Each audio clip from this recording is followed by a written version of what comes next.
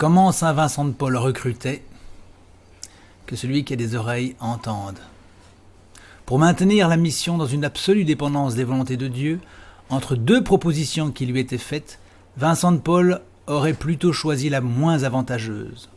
Entre deux sujets qu'on lui présentait, il se sentait porté à préférer celui qui était de naissance plus humble, de conditions plus pauvres, d'esprit et de science plus médiocres, afin qu'il n'y eût rien dans son choix qui ne fût parfaitement pur et désintéressé.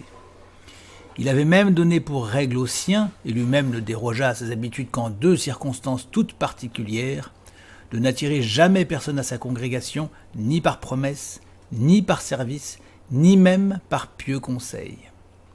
C'est à Dieu, disait-il, à y appeler et à en donner la première inspiration. Laissons faire Dieu, et nous tenons humblement dans l'attente et la dépendance des ordres de sa providence. Par sa miséricorde, l'on en a usé ainsi dans la compagnie jusqu'à présent, et nous pouvons dire qu'il n'y a rien en elle que Dieu n'y ait mis, et que nous n'avons recherché ni homme, ni bien, ni établissement. Au nom de Dieu, tenons-nous là et laissons faire Dieu.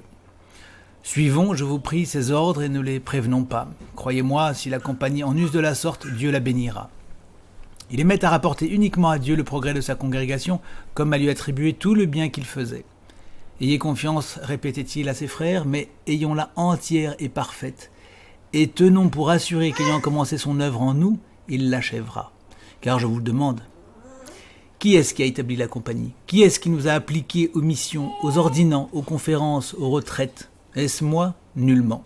Est-ce M. Portail que Dieu a joint à moi dès le commencement? Point du tout. Car nous n'y pensions point, nous n'en avions fait aucun dessein. Et qui est-ce donc qui est l'auteur de tout cela? C'est Dieu, c'est sa providence paternelle et sa pure bonté. Car nous ne sommes tous que de chétifs ouvriers, de pauvres ignorants, et parmi nous, il y a peu ou point du tout de personnes nobles, puissantes, savantes ou capables de quelque chose. C'est donc Dieu qui a fait tout cela, et qui l'a fait par telle personne que bon lui a semblé, afin que la gloire lui en revienne.